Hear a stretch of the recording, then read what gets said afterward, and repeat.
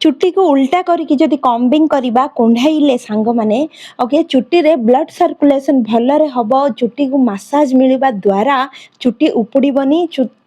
बढ़िबा पई ग्रोथ हेबा पई बहुत अधिक चांसेस अछि ओके यस सांग माने आज मु तुमाको गोटे होममेड शैम्पू नहीं आसिली बाहर रो तमे केते सारा केमिकल शैम्पू यूज करथिबे आज ए माने घरे होममेड शैम्पू यूज करके देखंतु ओके गोटे थर रे ही रिजल्ट बहुत भल रिजल्ट हेले रहइबो वीडियो को स्किप करनी बहुत भल भल पॉइंट्स मु ए वीडियो रे कवर करिछि संग माने वीडियो को एंड पर्यंत देखि नियंतु ओके ए शैम्पू अप्लाई करिबा द्वारा चुट्टी रो सब प्रॉब्लम्स दूर होई जिवो संग माने ओके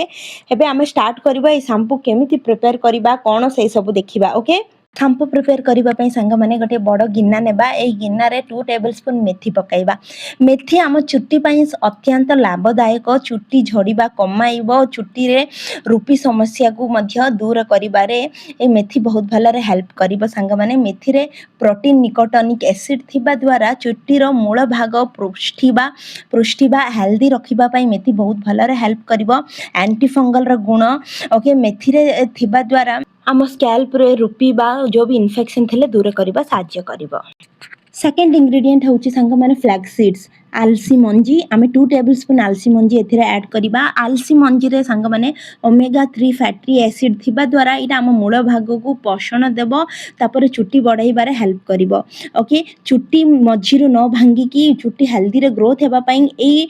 ए फ्लैक्स सीड्स हेल्प करिबो तापर संग माने बीटरूट 2टा पीस में एथिरे ऐड करूची छोट छोट पीस करिके एथिरे ऐड करि नेबे बीटरूट अप्लाई करिबा द्वारा चुट्टी ओके शाइनिंग सिल्की हेबारे साहाय्य करिवो एबे रीटा संग माने रीटा को ओडिया रे कोन कहबे मते कमेंट्स रे लिखि कि जणी दियंतु रीटा संग माने हम चुट्टी पई बहुत बहुत हेल्दी कोन पई कहले रीटा रे संग माने प्राकृतिक सापनिन थाए एटा हमर स्कैल्प ऊपर मैला अधिक तेल अंश को मध्य सहज रे बाहर को काढी देबारे हेल्प करे स्कैल्प रे हेथिबा रूपी कुंडिया रो सब समस्या को दूर करिबारे रीटा बहुत भलरे हेल्प करे ओके रीटा लगाइबा द्वारा चुट्टी रे गभीर पोषण मिलिबो चुट्टी को लंबा बा घन मोटा करिबारे साहाय्य करिबो ओके संग माने एई रीटा रे मझिरे माने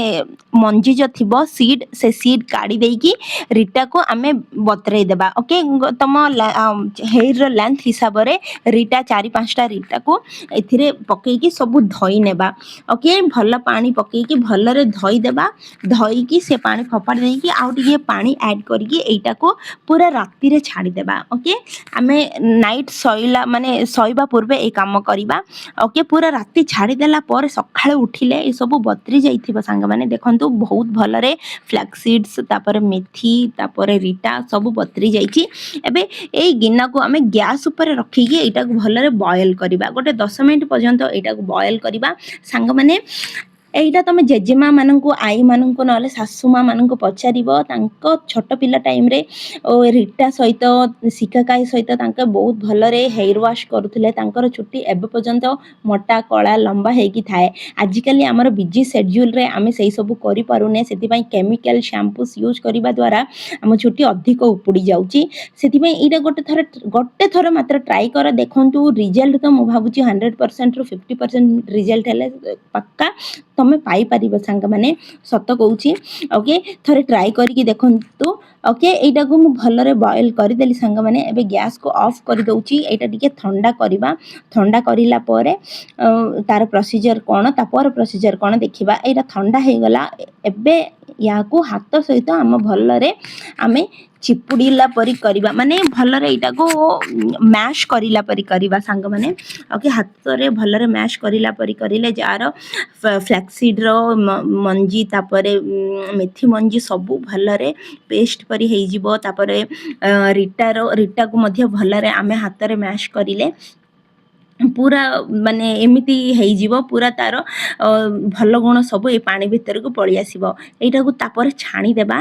ओके देखिलो ना मु एई परी छाणुची तमे कॉटन कपड़ा रे मध्ये छाणी परिबे संग माने एई परी भलरे छाणी की आमे एटा एबे हमर शैम्पू रेडी हे गला सत कहूची एटा थरे अप्लाई करो थरे रेडी करके अप्लाई करके देखंतु रिजल्ट बहुत भल रिजल्ट रहइबो संग माने एबे पर्यंत वीडियो देखिलो ना वीडियो जदी पसंद देले पक्का हम चैनल को आम वीडियो को गोटे लाइक कर शेयर करके सब्सक्राइब करनी यहीपरी इंटरेस्टिंग रेमेडीज या परे परे मध्य देखिपारे। ओके आमर होममेड शैम्पू रेडी हो गला सांग मैंने बाहर एत पैसा खर्च करके बदल रे घरे जस्ट आम ये इंग्रेडिएंट आम घरे पूरा सब बेले आम किचन रे थिबो या सहित टिके 10 मिनट टाइम दियो तुम चुट्टी को हेल्दी बा तापर मोटा बा लंबा रखिबारे एटा बहुत भलरे हेल्प करिवो निज हाथ रे ही अच्छी चुट्टी को आमे केमिति हेल्दी रखिबा एटा शैम्पू केमिति अप्लाई करूछ एई परे अप्लाई करिकि पूरा हेयर को वॉश कर दिया आ किछि कंडीशनर किछि लगेबा आवश्यक नै तापर रिजल्ट देखो शॉक